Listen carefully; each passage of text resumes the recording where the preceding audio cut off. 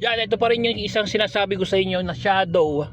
Yan, yung shadow na yan ng sinag ng araw. Kapag suot-suot nyo itong ating dalawa sunglasses mga boss ko, mawawala yan. Oh. Yan, magiging ngayon komportable ang biyahe nyo, hindi nakakairita, 'di ba? Kapag tingnan nyo, 'di ba? Yan. Yan yung sinasabi kong shadow ng sinag ng araw, mga boss ko.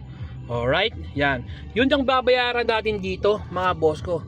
Yun ang babayaran natin dito, mga boss ko. Yung komportable, comfortness at kaayusan ng pagdadrive natin o paggamit natin ng gadget o ng kung ano-ano pa para maging komportable itong ating mga mata. Yun ang binabayaran natin dito sa dalawa sunglasses, mga boss ko.